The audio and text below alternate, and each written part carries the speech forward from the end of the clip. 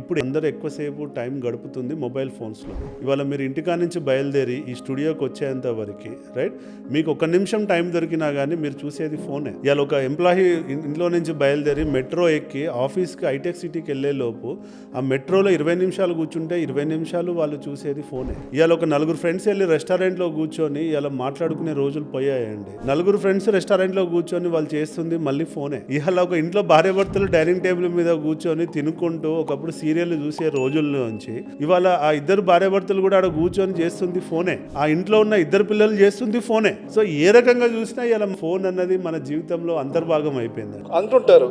Phone మన చేతిలో ఉన్నట్టు కాదు, మన చేతికి మొలిసినట్టుగా ఉందని. అంతే కదా, మన మనిషికి 2 చేతులు ఎలానో ఇలా మన 3వ చేతి ఇలా ఫోన్ అని చెప్పి మనం అనుకోవచ్చు. ఆ చేతిలో ఫోన్ లేకపోతే ఆ చేతికి బరువు ఫీల్ కావట్లేదు. కాబట్టి అలా ఏందనంటే కాలం మారిన కొద్దీ టెక్నాలజీ మారింది, టెక్నాలజీ మారిన కొద్దీ ప్రమోషన్స్ మార్చుకోవాలి. నేను ఒకప్పుడు పేపర్లో ఫుల్ పేజ్ యాడ్ వేసాను, నేను ఒకప్పుడు టీవీలో ఫుల్ పేజ్ యాడ్ వేసాను, నేను టీవీలో 30 మినిట్స్ స్లాట్ తీసుకొని నేను బాగా చెప్పాను, ఒక టీవీ షోలో పెద్దగా నా పేరు బ్రాండింగ్ చేశాను అంటే కుదరదు. అది అవుట్డేటెడ్. ఇవాళ దానికి అసలు స్పేసే లేదు. ఎందుకు అని అంటే ఇవాళ ఒక హోర్డింగ్ పెట్టాము, ఎంతమంది చూసారో చెప్పగలుగుతారా? ఆడ వ్యూయర్షిప్ కనబడుతుందా? ఎన్ని లైక్స్ వచ్చాయి, ఎంతమంది ఎంగేజ్ అయ్యారో చెప్పగలుగుతారా? ఒక పెద్ద ప్లేస్లో మంచి హోర్డింగ్ ఉందండి, but we don't know the engagement.